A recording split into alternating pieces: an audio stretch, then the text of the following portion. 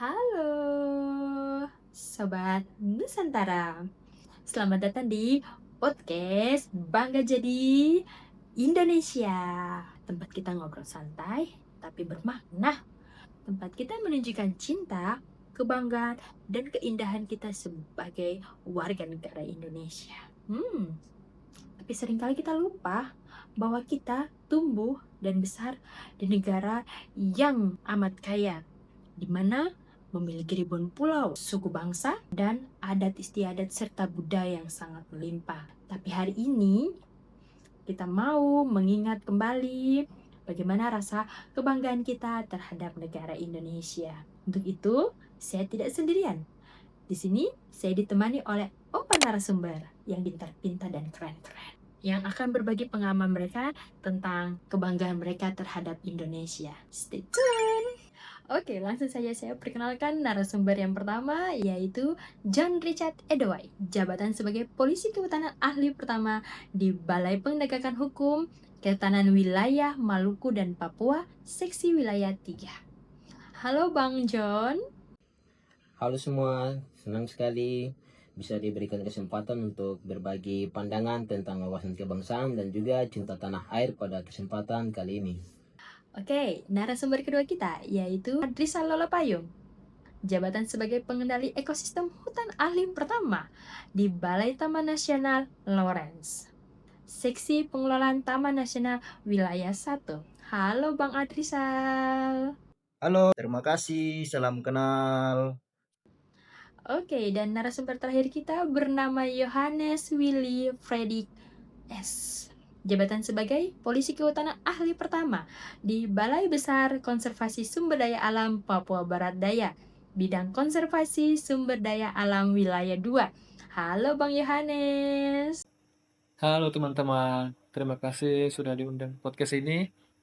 Senang banget hari ini bisa berbagi tentang budaya Indonesia yang luar biasa. Oke, langsung saja tanpa basa-basi kita masuk pada pertanyaan pertama. Menarik ya. Pertanyaan pertama yaitu apa sih yang membuat kalian cinta dan bangga menjadi warga negara Indonesia? Silakan narasumber yang pertama.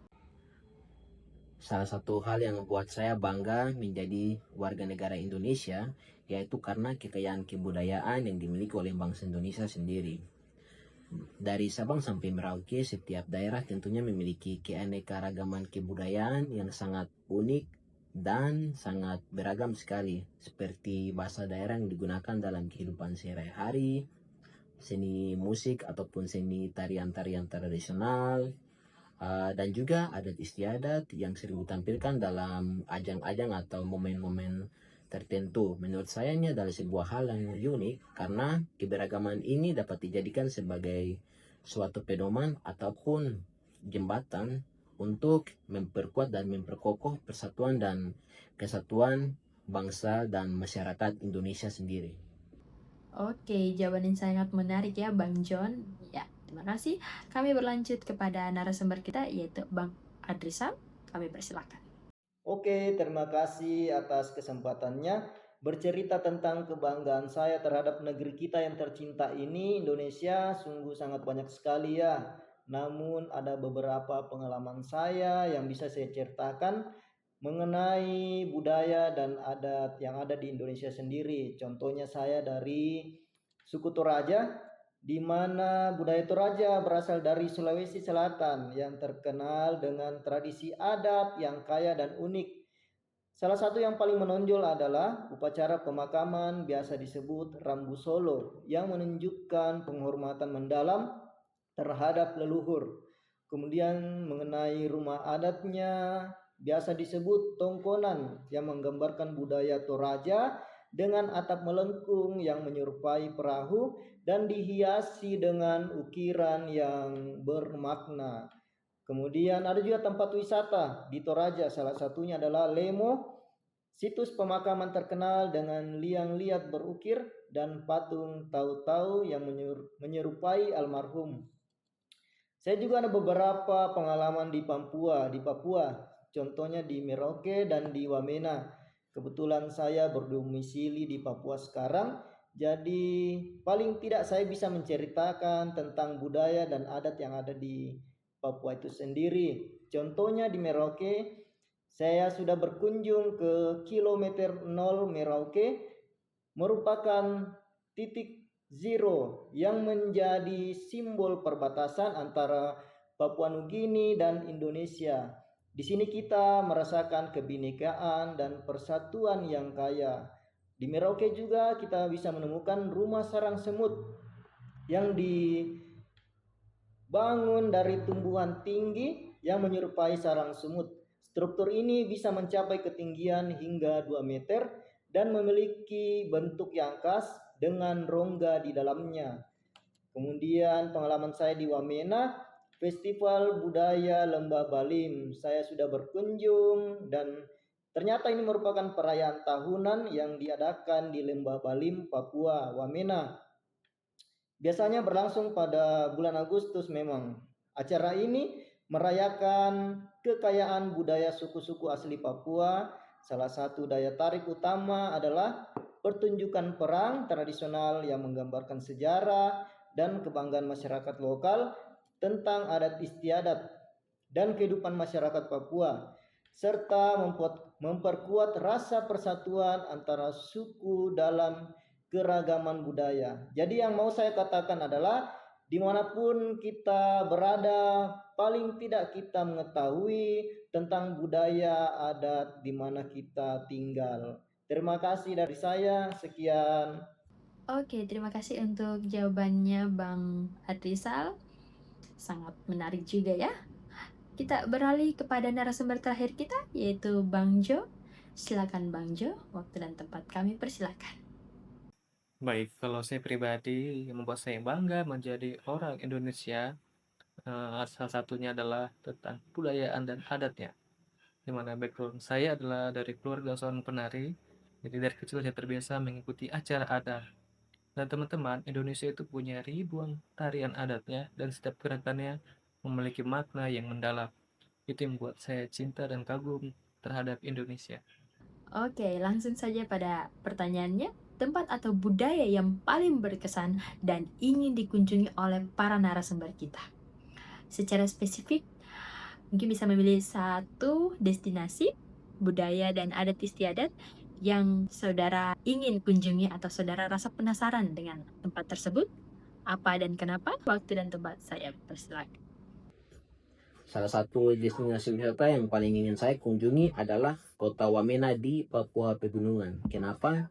Karena selain keindahan alam pasir putihnya yang begitu indah dan juga hamparan pegunungan yang begitu memanjakan mata, di sana setiap bulan Agustus setiap tahun itu diadakan sebuah festival yang unik dan sudah terkenal di kalangan nasional maupun internasional, yaitu Festival Lembah Balim. Mereka akan sangat beruntung sekali karena mereka bisa dimanjakan dengan perpaduan antara nilai kebudayaan alam yang dimiliki oleh masyarakat setempat, sekaligus mata mereka akan dimanjakan oleh keindahan alam Wamena, Papua Pegunungan yang begitu indah dan mempesona.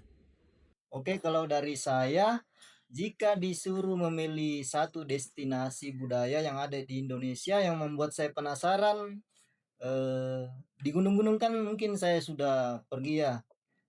Yang membuat saya penasaran itu di Pulau Raja Ampat, yang konon mungkin memang seperti itu merupakan surga bawah laut dunia.